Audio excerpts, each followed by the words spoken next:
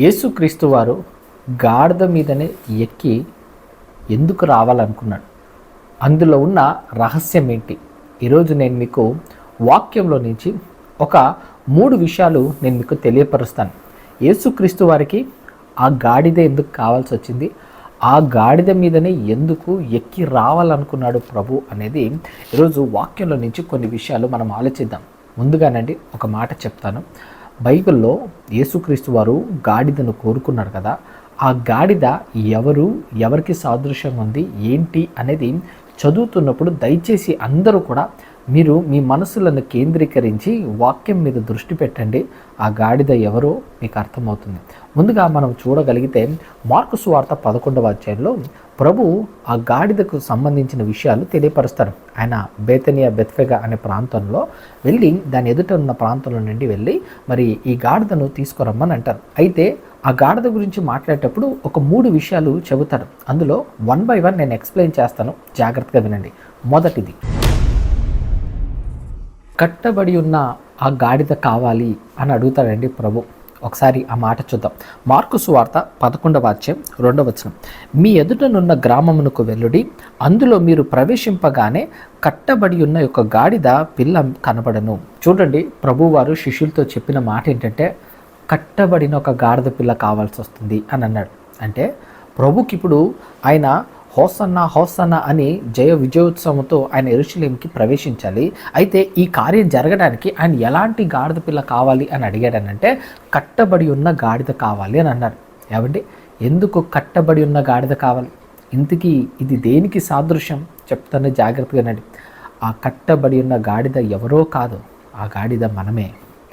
మనకు సాదృశ్యంగా ప్రభువారు అక్కడ ఒక అద్భుతమైన విషయాన్ని కనపరుస్తున్నారు. అదేంటంటే బంధకాల్లో కట్టబడి ఉన్నవారు, వ్యసనాలతో కట్టబడి ఉన్నవారు, ఇంకా బలహీనతలతో కట్టబడి ఉన్నవారు, అలాంటి వారికి నేను విడుదల ఇస్తాను, అలాంటి వారికి నేను విడుదల ఇచ్చి వాళ్ళకు నేను స్వేచ్ఛనిస్తాను అని చెప్పడానికి ప్రభువారు ఏమన్నారంటే నాకు కట్టబడిన గాడిద కావాలి, ఆ గాడిద పిల్లను మీరు తీసుకోరండి అని అన్నారండి. అది మీరు వెళ్ళి చూస్తే కట్టబడి ఉంటుంది. అదేవిధంగా ఈరోజు మనుషులు ఎంతోమంది పాపంతో కట్టబడి ఉన్నారు.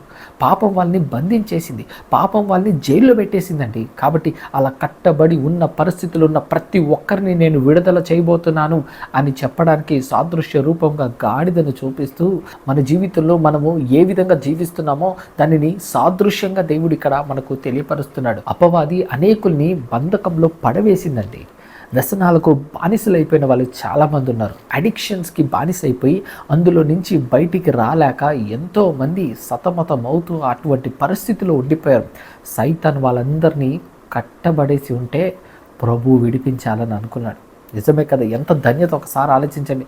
ఒకప్పుడు పాపంతో కట్టబడి ఉన్న మనల్ని ప్రభు విడిపించాడండి. దానికి సాదృశ్యంగా ప్రభు చూపిస్తున్నాడు. ఆ గాడిద నాకెందుకు కావాలంటే కట్టబడి ఉంది ఆ గాడిద, దానికి విడుదల కావాలి.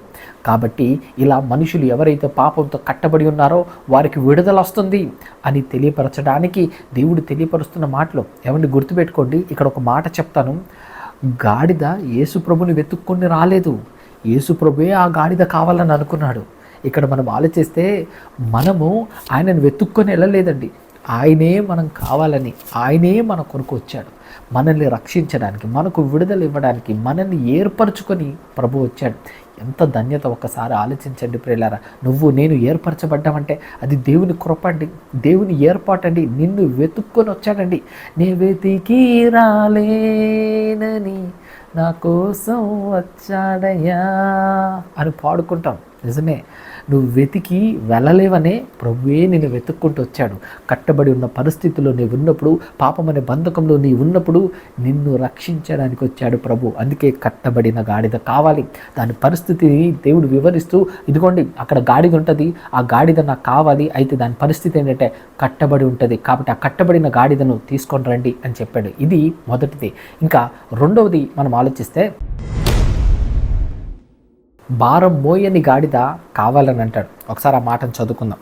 మార్కు సువార్త 11వ అధ్యాయం 2వ వచనం, దాని మీద ఏ మనుషుడును ఎప్పుడునూ కూర్చుండలేదు, దానిని విప్పి తోలుకొని రండి.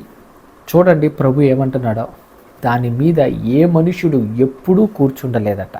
అంటే ఏంటి దీని యొక్క భావం చెప్తాను, జాగ్రత్తగానండి.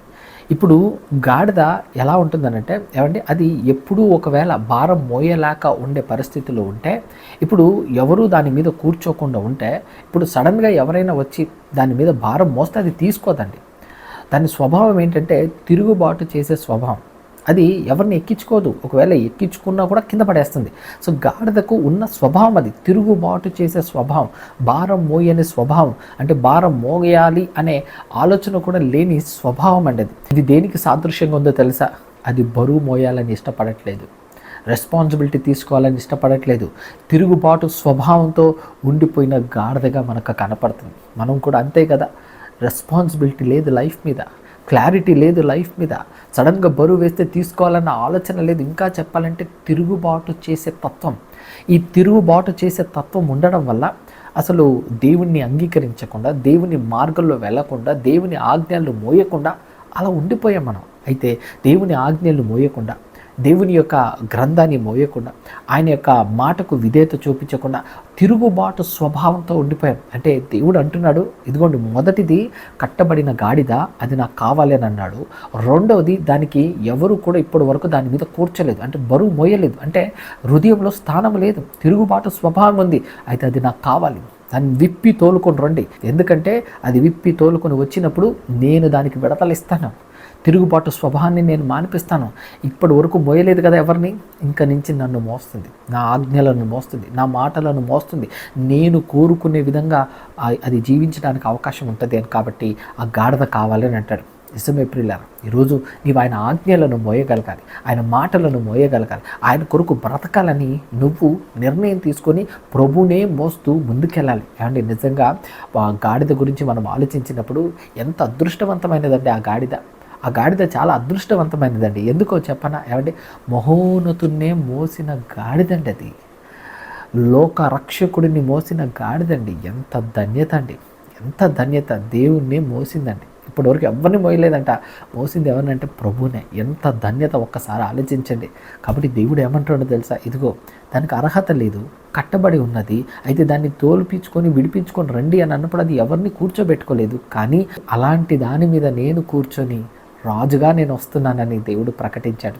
ఎంత అద్భుతమో ప్రియులారా, నిజమే కదా. మనము కూడా ఈ లోకంలో ఇష్టానుసారంగా ఉండిపోయి తిరుగుబాటు స్వభావంతో బ్రతికిపోయాం. ఎప్పుడైతే ఆయన మాటలు మోసామో, ఎప్పుడైతే ఆయన వాక్యాన్ని మోసామో, నిజంగా ఎంత ధన్యత అనంటే నండి, నిజంగా ఒక ప్రభువుని మోస్తూ, ప్రభువుని గుండెల్లో పెట్టుకొని, ప్రభువుని ప్రపంచానికి కనపరిచే విధంగా మన జీవితాలు ఉండాలి అని దేవుడు దీని రూపంగా, ఒక సాదృశ్య రూపంగా దేవుడు తెలియపరుస్తున్నాడు. ఇంకా మనము మూడవది ఆలోచించగలిగితే, ఇంటి బయట ఉన్న గాడిద కావాలి అంటారండి ప్రభు. ఒకసారి ఆ మాట చూద్దాం. మార్కు సువార్త 11:4. వారు వెళ్ళగా వీధిలో ఇంటి బయట తలవాకిట కట్టబడి ఉన్న గాడిద పిల్ల ఒకటి వారికి కనపడెను. ఈ వాక్యాన్ని బట్టి ఆలోచిస్తే ఇంటి బయట ఉన్న గాడిద నాకు కావాలి అని అంటున్నాడు. ఎందుకది ఇంటి బయటే ఉందంటే లోపల రావడానికి దానికి ప్రవేశం లేదండి, దానికి ప్రవేశం లేదు. ఒక మాట చెప్తున్నాను వినండి. ద్వితీయోపదేశకాండం 14 మీరు జాగ్రత్తగా చదివితే అక్కడ దేవుడు వేటిని తినొచ్చు, వేటిని తినకూడదు అనే లిస్ట్ని చెప్తాడు, ఆయా జాతుల గురించి మెన్షన్ చేస్తాడు. అలా చెప్పేటప్పుడు 14 ఏమండి గాడిద ఒక అపవిత్రమైన జంతువు అండి. అపవిత్రమైన జంతువుగా దేవుడు ఎంచుతాడు వాటిని. అంటే ఈ అపవిత్రమైన జంతువు మరి పరలోకంలోనికి ప్రవేశించలేదా? లేకపోతే ఈ అపవిత్రమైన మనుషులు పరలోకానికి ప్రవేశించలేరంటే ప్రవేశించలేరు. అది ఇంటి బయట కట్టబడి ఉంది అది. కాబట్టి అది బయట ఉంది. ఆ బయట ఉన్న దానిని లోపలికి తీసుకురావాలంటే ప్రభువు మోసుకుంటూ వెళ్ళగలిగితేనే లోపలికి ప్రవేశించగలుగుతుంది. కాబట్టే దేవుడు ఇంటి బయట ఉన్నదే కావాలి. అంటే ఎంతోమంది బయట ఉండిపోయారు, దేవుని సన్నిధిలో లేరు. వాళ్ళు ఇంటి బయట ఉన్నారు, ఎక్కడికి వెళ్ళాలో తెలియదు, ఏం చేయాలో తెలియదు, పాపంతో బంధకంతో వాళ్ళు అలా కట్టబడిపోయి ఇంకా అలా ఇంటి బయట ఉండిపోయారు. అలా ఇంటి బయట ఉండిపోయిన వారికి విడుదల ఇచ్చి ప్రభువుని మోసే కృపను దయచేయాలని దేవుని ఉద్దేశము ప్రియులారా. దేవుని ఆలోచన అదే. ఇంటి బయట ఉండిపోయింది, బయట కాదు మీరు ఉండాల్సింది, దేవుని సన్నిధిలో ఉండాలి. ఈరోజు నువ్వు ఎక్కడెక్కడో తిరుగుతున్నావా? పబ్బులని, పార్టీలని, ఎంజాయ్మెంట్లని, ట్రిప్పులు అని చెప్పి ఎక్కడెక్కడికో వెళ్ళి ఏ వ్యసనాలు అలవాటు చేసుకుని ఇష్టం వచ్చినట్టుగా తిరుగుతున్నావేమో. ఇలా ఈ గాడిద ఏ విధంగా అయితే ఇంటి బయట ఉండిపోయిందో బహుశా నీవు కూడా అలాగే ఉన్నావేమో. దేవుని సన్నిధికి రాకుండా, దేవుని సన్నిధిలో ఉండకుండా ఇష్టానుసారంగా నువ్వు బ్రతుకుతున్నావేమో. ఒక్కసారి నువ్వు ఆత్మ పరీక్షణ చేసుకో. దేవుడు ఏం మాట్లాడుతున్నాడో చూడండి. ఇంటి బయట ఉండిపోయింది, ఆ ఇంటి బయట ఉన్న గాడిద నాకు కావాలి. ఎందుకంటే అది అపవిత్రమైన జంతువుగా ఎంచబడింది. అయితే నేను దానిని పవిత్రపరచబోతున్నాను, నేను దానిని పరిశుద్ధపరచబోతున్నాను. కాబట్టి ఇంటి బయట ఉన్న గాడిదే కావాలి అని ప్రభు అంటున్నాడు. ఏమంటే ఈ మాటలన్నీ మనం జాగ్రత్తగా ఆలోచిస్తే, ముందన్నాడు కట్టబడిన గాడిద కావాలి అని అన్నాడు, తర్వాత అన్నాడు ఏ మనుషుడు కూర్చొని మోయని గాడిద కావాలని అన్నాడు, మూడవదిగా అని అన్నాడు ఇంట బయట ఉంది, బయట ఉండిపోయింది, ఆ గాడిద కావాలని అంటున్నాడు. ఇదంతా దేనికి సాదృశ్యంగా ప్రభు చెప్తున్నాడో తెలుసా? నీకు నాకు మనకున్న పరిస్థితిని బట్టి వివరిస్తూ ప్రభు చెబుతున్న మాటలు. నువ్వు ఇలాగే ఉన్నావేమో, ఇలా పాపమైన బంధకంలో కట్టబడి ఉండి ప్రభు సన్నిధిని చేరుకోలేక, ఏ భారము మోయలేక, ఆయన వాక్యాన్ని మోయలేక, ఆయన యొక్క విధులను గైకొనలేక ఇలా ఇష్టం వచ్చినట్టుగా బయటే ఉండిపోయావేమో. అలా బయట ఉన్న నీకు విడుదల ఇవ్వాలని అనుకున్నాడు ప్రభు. అందుకే ఈ 3 లక్షణాలు చూపిస్తూ ఆ గాడిద నాకు కావాలి. అపవిత్రమైన జంతువుగా ఎంచుకుంటున్నారు కదా, ఈ అపవిత్రమైన మనుషులను నేను పవిత్రపరుస్తాను, నేను పరిశుద్ధపరుస్తాను. అయితే పరిశుద్ధత రావాలంటే ఎలా అనంటే, ఇప్పుడు బైబిల్లో దీని గురించి ఒక మాట రాయబడింది. ఇప్పుడు గాడిద అపవిత్రమైన జంతువుగా ఎంచబడింది. ఇప్పుడు అది పవిత్రపరచబడాలంటే, అది స్వీకరించబడాలంటే ఏం జరగాలి? ఒక కార్యము జరగాలి. ఏంటి ఆ కార్యం అనేది బైబిల్లో రాయబడింది. ఒకసారి జాగ్రత్తగా ఆ కార్యం ఏంటో జాగ్రత్తగా చూద్దాం. నిర్గమకాండం 13వ అధ్యాయం 13వ వచనం. ప్రతి గాడిద తొలి పిల్లను వెల ఇచ్చి విడిపించి దానికి మారుగా గొర్రె పిల్లను ప్రతిష్ఠింపవలెను. అట్లు దానిని విడిపించని ఎడల దాని మెడను విరగదీయవలెను. ఇక్కడ ఈ వాక్యాన్ని మనం అబ్జర్వ్ చేస్తే ధర్మశాస్త్రం ఏం అడుగుతుందో తెలుసా? ఇదో ఈ గాడిద అపవిత్రమైన గాడిద. అయితే ఈ గాడిద నీకు కావాలంటే నువ్వేం చేయాలంటే వెల ఇవ్వాలి, వెల చెల్లించాలి. ఆ వెల దేనిని చెల్లించాలంటే ఒక గొర్రె పిల్లనిచ్చి ఆ గొర్రె పిల్లను వధించి అప్పుడు ఈ గాడిద పిల్లకు నీకు విడుదల. అప్పుడు నువ్వు స్వేచ్ఛగా తీసుకెళ్ళొచ్చు. ఒకవేళ లేదు నేను గొర్రెపిల్లని ఇవ్వలేను అని అనుకుంటే, గొర్రెపిల్లని నేను ఇవ్వను అని అనుకుంటే ఆ గాడిద యొక్క మెడను విరిచేయాలి. ఎందుకు దేవుడు ఈ విషయాన్ని తెలియపరుస్తున్నంటే, ఒక అపవిత్రమైన జంతువు పరిశుద్ధమైన స్థలానికి రాలేదండి. ఇప్పుడు అది రావాలంటే దాని ప్లేస్లో ఎవరో ఒకరు చచ్చిపోవాలి. ఆ ప్లేస్లో గాడిదకు రీప్లేస్మెంట్ ఒకటి జరగాలి, గాడిదకు సబ్స్టిట్యూట్ ఒకటి కావాలి. అదే గొర్రెపిల్ల వధించబడి చనిపోయినప్పుడే గాడిదకు స్వేచ్ఛ. అదేవిధంగా నువ్వు నేను ఈ అపవిత్రమైన ఆలోచనలతో, అపవిత్రమైన పనులతో మనమంతా కూడా అపవిత్రులం అయిపోయాం. పరిశుద్ధుడైన దేవుడిని చేరుకోవాలంటే ఇప్పుడు మనకు ఒక రీప్లేస్మెంట్ కావాలి, మనకు ఒక సబ్స్టిట్యూట్ కావాలి. ఆ రీప్లేస్మెంట్, ఆ సబ్స్టిట్యూట్ ఎవరో తెలుసా? మన రక్షకుడైన యేసుక్రీస్తు వారు. అందుకే సరే ఆ గాడిద పిల్లను విడుదల ఇవ్వండి. కట్టబడి ఉంది కదా, విడుదల కావాలి. బయట ఉండిపోయింది కదా, విడుదల కావాలి. ఎవరిని మోయలేదు కదా, తీసుకోరండి. నేను ఆ గాడిద పిల్ల స్థానంలో నేను చనిపోతాను. ఆ గాడిద పిల్ల స్థానంలో నేను చనిపోతాను. నేను చనిపోతే ఆ గాడిదకు స్వేచ్ఛ, నేను చనిపోతే ఆ గాడిదకు విడుదల. కాబట్టి నేను చనిపోతాను. గొర్రె పిల్లగా మన కొరకు ప్రాణం పెట్టాడండి ప్రభు. ఎంత అద్భుతమైన విషయాన్ని బైబిల్ వివరిస్తుందో ఆలోచించండి. దేవుడు ఎంత గొప్పగా వీటన్నిటి గురించి చెప్పాడో ఒక్కసారి ఆలోచించండి. మిత్రమా, వింటున్నావా? నువ్వే ఆ గాడిదవు, ఇంకెవరో కాదు. వ్యసనాలతో బంధించబడిన నీకు విడుదల ఇచ్చాడు, రక్షణ ఇచ్చాడు. నీకు విడుదల ఇచ్చి ఎక్కడో బయట ఉండిపోయి, ఎక్కడో ఏ భారము మోయక, దేవుని మాటలు తెలియక ఇష్టానుసారంగా తిరిగిన నీకు విడుదల ఇచ్చి నీకు స్వేచ్ఛని తీసుకొచ్చాడు. వాస్తవంగా నువ్వు పాపంలో చచ్చిపోవాలి, కానీ నీ స్థానంలో ప్రభు చనిపోయి నీకు విడుదల ఇవ్వడానికే ఈ కార్యం అంతటిని ప్రభు చూపిస్తున్నాడు. గాడిద మీద ఎందుకు ఎక్కి రావాలనంటే, అపవిత్రుడైన ఈ మనిషి మనసులోనికి నేను వెళ్ళబోతున్నాను. వారు ఇంక నుంచి నన్ను మోస్తారు, నన్ను మోసినప్పుడు వాళ్ళకి ఘనత వస్తుంది, నన్ను మోసినప్పుడు వాళ్ళకి కీర్తి వస్తుందని తెలియపరచడానికి ప్రభు వారు చేసిన అద్భుతమైన కార్యం అండి ఇది. ఏమండి, ఎప్పుడైతే ప్రభు దగ్గరికి ఈ గాడిద రాబడిందో అప్పుడు ఏం జరిగిందో తెలుసా? ఒక అద్భుతమైన కార్యం జరిగిందండి. ప్రభువు దగ్గరికి ఈ గాడిద తీసుకొచ్చినప్పుడు ఏం చేశారో తెలుసా? ఏం చేశారో జాగ్రత్తగా చూడండి వాక్యంలో.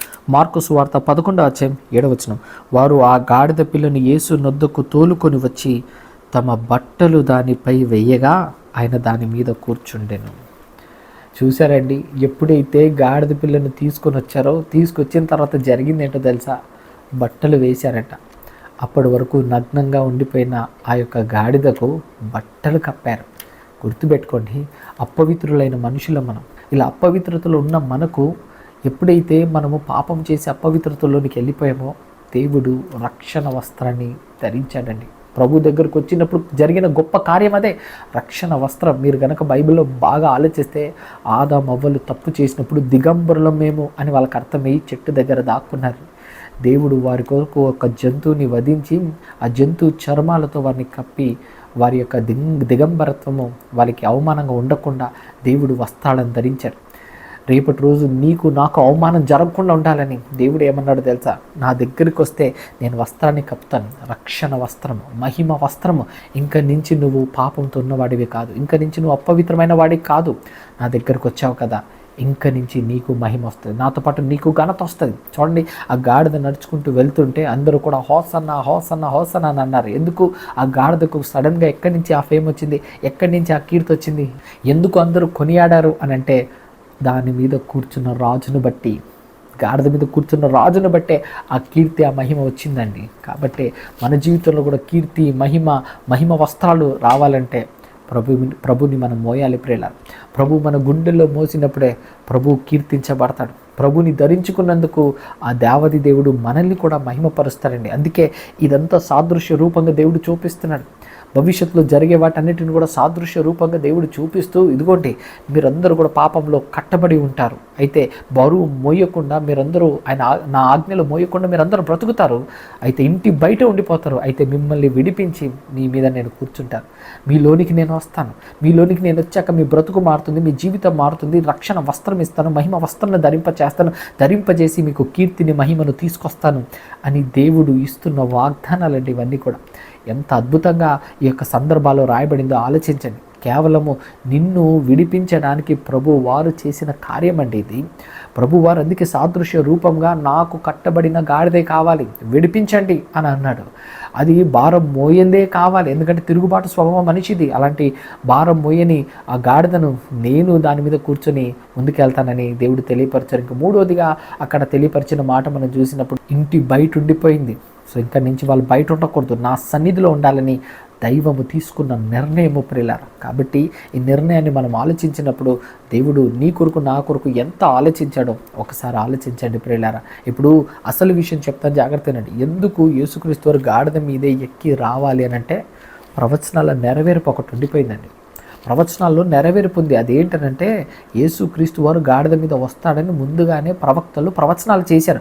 ఆ ప్రవచనం యొక్క నెరవేర్పు కూడా ఇక్కడ జరగాలని ప్రభు వారి కార్యం చేశారు. ఒకసారి ఆ మాట కూడా చూద్దాం. జకర్యా గ్రంథం 9వ అధ్యాయం 9వ వచనం. సియోను నివాసులారా బహుగా సంతోషించుడి, యెరూషలేము నివాసులారా ఉల్లాసముగా ఉండుడి. నీ రాజు నీతిపరుడును రక్షణ గలవాడును దీనుడనై గాడిదను గాడిద పిల్లను ఎక్కి నీ యొద్దకు వచ్చుచున్నాడు. చూడండి, ఇక్కడ బైబిల్ తెలియపరిచింది ఏంటంటే ఒక ప్రవచనం తెలియపరిచింది. అదేంటంటే ఇదిగో సియోను నివాసులారా, అంటే యెరూషలేములో నీ రాజు వస్తున్నాడు, యేసు ప్రభు నీ రాజు. ఆయన వచ్చినప్పుడు ఆయన గాడిద మీద ఎక్కి వస్తాడు అనేది ప్రవచనం. ఈ ప్రవచనం యొక్క నెరవేర్పు మత్తయి సువార్తలో జరుగుతుంది. కాబట్టి ఒక్కసారి ఆలోచించండి. ఇప్పుడు ఈ ప్రవచనం అంతా ఏదైతే పాత నిబంధనలో రాయబడిందో అదంతా కూడా కొత్త నిబంధనలో నెరవేర్పుగా మనము వీటన్నిటిని చూస్తున్నాం. అంటే ప్రభు వారు గాడిద మీద వస్తున్నాడు. ఎందుకు గాడిద మీద రావాలి?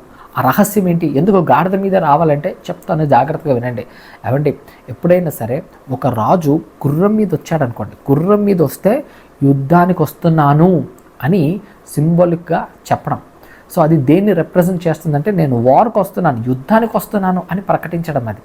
కానీ ఇక్కడ యేసుక్రీస్తు వారు దేని మీద వస్తున్నారంటే గాడిద మీద వస్తున్నాడు. అంటే గాడిద మీద వస్తున్నాడంటే అది దేనికి సాదృశ్యం అంటే శాంతిని ప్రకటించడానికి, శాంతిని స్థాపించడానికి. సో గాడిద మీద ఎందుకు వస్తున్నాడు అంటే ఇదిగో శాంతిని స్థాపించడానికే నేను గాడిద మీద వస్తున్నాను అని ప్రభువారు ఇక్కడ తెలియపరుస్తున్నాడు. నిజమే కదా ప్రియులారా, దేవుని వాక్యము శాంతినిస్తుందండి. ప్రభు గుండెల్లో ఉన్నప్పుడు శాంతినిస్తుంది. ఇదిగో నా శాంతిని నేను మీకు ఇస్తున్నాను అని దేవుని వాక్యం సెలవిస్తుంది. ఏమండి, నేను ఒక ప్రాంతానికి పరిచర్యకి వెళ్ళినప్పుడు అక్కడ దేవుడు సమాధానకర్త అనే ఒక విషయాన్ని నేను ప్రకటన చేస్తున్నప్పుడు ఇంకా ఎన్నాళ్ళండి ఇలా బ్రతుకుతారు, తల్లిదండ్రులు మాట్లాడుకోవట్లేదు, భార్య భర్తలు మాట్లాడుకోవట్లేదు, ఇంకా ఎన్నాళ్ళు ఇలా ఉంటారు, ఇంకా చాలు, ఇంక నుంచైనా దైవికంగా బ్రతకండి, శాంతి సమాధానాలతో బ్రతకండి అని చెప్పి నేను అలాంటి ప్రసంగం చేస్తున్నప్పుడు ఏమండి నిజంగా ఒక ఒక స్త్రీ ఇష్టం లేని వివాహం చేసుకున్నంత వాళ్ళ తల్లిదండ్రులు మాట్లాడలేదండి. కానీ ఏ రోజైతే నేను ఈ వాక్యం చెప్పాను, ఈ వాక్యం చెప్పిన తర్వాత వాళ్ళ తల్లిదండ్రులే వెళ్ళి వాళ్ళ పాపను పరామర్శించి ఏమా బాగున్నావా అని చెప్పి వాళ్ళు పలకరించారండి. ఆ రోజు నేను మాట్లాడుతూ ఇంకా ఎన్నాళ్ళండి సమాధానం లేని జీవితం, ఇష్టం లేని పెళ్లి చేసుకునేదాన్ని కూతుర్ని దూరం పెడతారా, ఇష్టం లేని పెళ్లి చేసుకునేదాన్ని కొడుకుని దూరం పెడతారా? ఇలా మీరు చేయడం వల్ల మీరు ఏం సాధించగలుగుతారు? ఎంత ప్రేమతో మీరు పెంచుకొని ఉంటారు మీ పిల్లల్ని, అలాంటిది మీ పిల్లల్ని మీరు దూరం పెడతారా? దయచేసి ఇప్పుడైనా ఆలోచించండి. అలా చేయకండి. మీ పిల్లలు కదా ఎంతైనా, వాళ్ళని ప్రేమించండి, దగ్గర తీసుకోండి, వాళ్ళని స్వీకరించండి అని ఆ రోజు నేను ఆ ప్రసంగం ఇచ్చినప్పుడు ఆ ప్రసంగం ద్వారా కొన్ని కుటుంబాలు కట్టబడ్డాయండి. అంటే దేవుని వాక్యము శాంతినిస్తుందండి, గొడవల మధ్య సమాధానాన్ని ఇస్తుందండి. ఎక్కడైతే విభేదాలు ఉంటాయో, ఎక్కడైతే కలహాలు ఉంటాయో దేవుని వాక్యం శాంతినిస్తుందండి. కాబట్టి ఆ శాంతిని ఇవ్వడానికే ప్రభు వచ్చాడు అని మనకు వాక్యం సెలవిస్తుంది. ఇంకా మనము జాగ్రత్తగా ఆలోచిస్తేనండి, ప్రపంచంలో స్కాలర్స్, బైబిల్ పండితులు ఒక విషయం చెప్పారు. ఏమన్నా తెలుసా? యేసు క్రీస్తు వారు భూమి మీదకి వచ్చిన టైం ఏదైతే ఉందో అది ఆయన 33.5 సంవత్సరాలు భూమి మీద ఉన్నాడు కదా. ఆ 33.5 సంవత్సరాలు భూమి మీద ఉన్నంత వరకు ప్రపంచంలో ఎక్కడ ఏ చోట కూడా యుద్ధం అనే మాటే లేదండి. ఏ దేశం వారు ఇంకో దేశం మీదకి వెళ్ళలేదు, ఏ దేశం వాళ్ళు గొడవలు ఆడలేదు, ఎక్కడ కూడా బాంబులు పేల్చుకోలేదు, ఎక్కడ కూడా ఏది జరగలేదండి. సమాధానంగా ఉన్నదంట ఆ 33.5 సంవత్సరాలు. అంటే మీరు ఆలోచించండి, రాజు వచ్చాడు శాంతిని స్థాపించడానికి వచ్చాడు. అందుకే గాడిద మీద నేను వస్తున్నాను, యుద్ధం చేయడానికి కాదు. కానీ రెండో రాకడలో వస్తాడు, గుర్రం మీదనే వస్తాడు, అందరినీ శిక్షించడానికి. ఈ లోకాన్ని అంతటిని కూడా ఎవరైతే తిరస్కరిస్తారో వాళ్ళందరినీ కూడా శిక్షించడానికి ప్రభు వస్తాడండి. కానీ మొదటిసారి ఆయన వచ్చినప్పుడు శాంతిని స్థాపిస్తున్నాను, నా వాక్యాన్ని వినండి, ప్రయాసపడి భారం మోస్తున్న సమస్త ప్రజలారా నా యుద్ధకు రండి, నేను మీకు విశ్రాంతిని ఇస్తానని ప్రభు సెలవిచ్చాడు. కాబట్టి ఎవరైతే ఆయన యుద్ధకు వెళ్తారో వాళ్ళందరికీ విశ్రాంతి. గుర్తుపెట్టుకోండి, ఎవరైతే గాడిదకు ప్రతిగా గొర్రెపిల్లను ఎవరైతే స్వీకరిస్తారో, ఎవరైతే గొర్రెపిల్లని ఇస్తారో వారికి మాత్రమే విడుదల. ఒకవేళ గాడిదకు ప్రతిగా గొర్రెపిల్లను ఇవ్వలేదనంటే ఆ గాడిద మెడ విరిచి చంపేయాలి. ఈరోజు ఎవరైతే క్రీస్తుని అంగీకరిస్తారో, అంటే అపవిత్రమైన ఆలోచనలు, అపవిత్రమైన పరిస్థితులను ఉండి ఆ గాడిదలాగా ఉన్న నీకు ప్రభువే గొర్రెపిల్లగా చనిపోతున్నాడు. కాబట్టి ఎప్పుడైతే ఈ రీప్లేస్మెంట్ నువ్వు గనక నీ మనసు ద్వారా ఒప్పుకొని ప్రభువా నువ్వు నా కొరకు చనిపోయావు అని నువ్వు స్వీకరించినప్పుడు నువ్వు రక్షించబడ్డావు, నీకు స్వేచ్ఛ. ఒకవేళ నువ్వు స్వీకరించలేదా, ప్రభువును స్వీకరించకపోతే నీ మెడ విరిచివేయబడుతుంది. నీ మెడ విరిచివేయబడుతుంది అంటే ప్రభువుకి శాశ్వతంగా దూరం అయిపోతావు, దేవునికి నువ్వు శాశ్వతంగా దూరం అయిపోతావు, దేవుడున్న లోకంలో నువ్వు ఉండలేని పరిస్థితి నీకు ఏర్పడుతుంది. కాబట్టి మిత్రమా, ఇప్పుడైనా ఆలోచించు. గాడిదని ఎక్కి ఎందుకు ప్రభువారు వచ్చారంటే, ఇదిగో ఆ గాడిద ఎవరో కాదు నువ్వే అని తెలియపరుస్తున్నాడు ప్రభు. సింబాలిక్ నువ్వే. అపవిత్రమైన పరిస్థితిలో ఉన్న నీకు, కట్టబడి ఉన్న పరిస్థితిలో ఉన్న నీకు నేను విడుదలనిచ్చి స్వేచ్ఛనివ్వడానికి నేను పిలిచాను అని ప్రభు తెలియపరుస్తున్నాడు. ఆయనే ఏర్పరచుకున్నాడు, ఆయనే పిలుచుకున్నాడు, ఆయనే నడిపిస్తున్నాడు. కాబట్టి ఇంత గొప్ప రక్షణను దయచేసి ఎవరు నిర్లక్ష్యం చేయకండి. ఇంత గొప్ప మహిమ వస్త్రాన్ని ధరింపజేస్తున్న ఆ ప్రభుని తిరస్కరించకండి. తిరస్కరించారా మీ మెడ విరిచి వేయబడుతుంది. ఎవరెవరైతే ప్రభుని తిరస్కరిస్తారో వాళ్ళ పరిస్థితి ఏం జరుగుతుందో తెలియపరచడానికే దేవుడు నిర్గమకాండం 13 అధ్యాయంలో ఈ విషయాన్ని తెలియపరిచారు. కాబట్టి గాడిద మీద ఎక్కి రావడం గల ఉన్న రహస్యం ఏంటంటే, అపవిత్రమైన పరిస్థితిలో, పాపముతో కట్టబడి ఉన్న పరిస్థితిలో ఇంటి బయట ఉండిపోయి బయటే తిరుగుతూ దేవుని ఆజ్ఞలను, దేవుని మాటలను విడిచిపెట్టి ఇష్టానుసారంగా ఉన్న నీ యొక్క బ్రతుకును దేవుడు మార్చి ఆయన దగ్గరకు వచ్చినప్పుడు మహిమ వస్త్రాన్ని ధరింపజేసి అది ఆయన కూర్చున్నప్పుడు ఘనత, కీర్తి వస్తుందని, నువ్వు పరలోకంలో ఆయన దగ్గర ఉన్నప్పుడు నీకు కీర్తి, మహిమలు దేవుడు ఇచ్చి నిన్ను గొప్పగా కీర్తించాలని, నిన్ను గొప్పగా హెచ్చించాలని దేవుని ఆలోచన ఉంది అని తెలియపరచడానికి దేవుడు ఇది సాదృశ్య రూపంగా మనకు చేసి చూపించాడు ప్రియులారా. కాబట్టి ఇంత అద్భుతమైన రక్షణ జీవితాన్ని పాడు చేసుకోక ప్రభు కొరకు బ్రతకండి, ప్రభు కొరకు జీవించండి. ఆ దేవాది దేవుడు మిమ్మల్ని అందరినీ బహుగా దీవించి ఆశీర్వదించునుగాక. ఆమేన్.